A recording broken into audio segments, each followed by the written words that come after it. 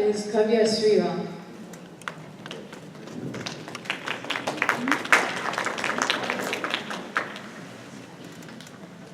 Hi, my name is Kavya Sreeram. I'm going to be a senior next year at South Brunswick High School. I'd like to thank everyone for giving me this opportunity to speak. As you all know, today's topic is the power to change the next generation. And I think the most important words in that phrase are these two, next generation. The power to change is within the hands of the youth. Their minds and their mindsets have the power to change by simply being fresh and objective before the pressures of life begin to set in. Again, we go back to education. Learning is important, but what we learn is also important. Kids today learn about the Revolutionary War, the Civil Rights Movement, World War I and World War II. But there's something missing from that list. The women's suffrage movement is missing. As a current high school student, I can tell you that I did not learn anything about the women's suffrage movement until 10th grade. For those of you who don't know, the women's suffrage movement is the process in which women in America achieved voting rights. And I did not know anything about the struggles and obstacles that women faced and how they overcame it to be who we are today. Some of the things that they faced was they had to face jail time for legal picketing, and they were subjected to force feeding after a hunger strike in jail. The point is that they went through a lot, and it is important for kids to know what happened. Today, feminism and empowerment are just words to young girls. Girls in elementary school, girls in middle school, young girls everywhere are ignorant to the history and struggles of women, not only in the United States, but also around the world. Yes, today there is legal equality. However, there is still a stereotypical girl bandwagon that needs to be symbolically destroyed. Before societal constraints set in, the next generation, the kids of today, need to be aware of women's history and the women of today, because young girls would gain knowledge and have a change in their attitudes towards being a woman. More importantly, every child is taught to look up to a woman as a mother or as a sister. But it is rare that a real intellectual woman in popular culture is viewed as a role model by young kids. That is what needs to change. If younger kids looked up to women more, if they knew the past, then as they grow up, that respect will not only last, but grow with age. This is not only needed in young boys, but young girls as well.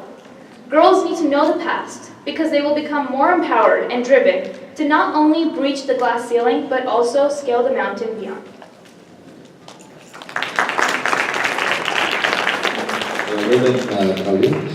Her main this thing is on feminism, and these are the issues she raised. Youth being fresh and objective can bring the change. In history curriculum, the women's suffrage movement is missing. Young girls are ignorant to the history and struggles of women not only in US but also around the world. There is still a stereotypical girl bandwagon that needs to be symbolically destroyed. Every child is taught to look up to women as a mother or as a sister, every child. So again, basically everything goes back to education. Again, it's all maybe teaching at your home or maybe teaching at the schools also. So the education in home becomes very, very important. That's what my request to all parents here, that what you teach them at home and also next in the schools. So both these things are very, very important for the children, so that whatever the children are missing out in the schools, that can be taught here. And also especially the last topic of every child is taught to look up to women as a mother or as a sister. This is very, very important, because I take you to Swami Vivekananda for 2 minutes again. On September 11th, 1893, Swami Vivekananda addressed the World Parliament of Religions in Chicago. So he was sitting there since morning. Swami Vivekananda was given an opportunity to speak at 4 o'clock. When Swami Vivekananda stood up and he started his speech, what did he say, children? Swami Vivekananda. So he said simple things. Sisters and brothers of America, he said. That's all. Then the entire gathering, people about 2,000 to 3,000 who gathered there, they stood up and started clapping. There was a standing ovation to Swami Vivekananda. I mean, what is so big about it, you may ask? He just said, sisters and brothers of America. So what is so big about it? I mean, I'll tell you what happened exactly. Since morning in that World Parliament of Religion, so many speakers spoke. Everyone stood up and said, ladies and gentlemen, ladies and gentlemen. That means all other people were looking at the gathering as women and men. But when Swami Vivekananda stood up and he said sisters and brothers, it reflected the Indian culture. Indian culture is like that. They recognize all the women as their sisters and all the men as their brothers. This is what is the Indian culture. That's why he got so much of standing ovation. So that is what is the reason. So same way what you are telling also the same thing. So every child, he wants to be taught to look women as mothers and as sisters. That's what Swami Vivekananda said long back, 1893. So the same thing needs to be inculcated in our children also. Otherwise, especially in the films and the movies are having tremendous impact on the children. In few boys I met, I asked them, you tell some of the important people from India. They said Mahesh Babu, Junior NTR, Ram Charan Tej, Allu Arjun, and some few more, and Mahatma Gandhi. This what, and Mahatma Gandhi. This is what is the reply I received. So there is tremendous impact of the movies on the children. So there also I keep requesting the producers and director also. Let us take some movies which make the children more patriotic. They become more connected to the society. So these are the issues. So a lot of commercialization is taking place. So that's why there is an all-round development. And also even all-round development, an educated producer or an educated director, definitely he looks into the audience in a different way. A literate producer and a literate director looks at the audience in a different way. So the motives are different. A literate producer and literate director will always look at the profit.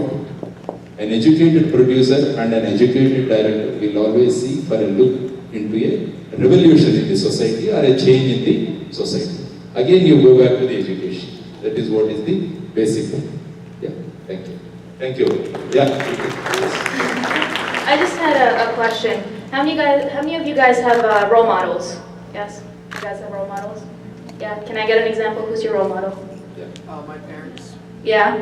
Have anyone in popular culture?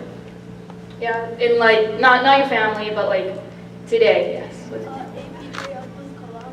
Okay. APJ Abdul Kalam is his role model. Very good. Yeah.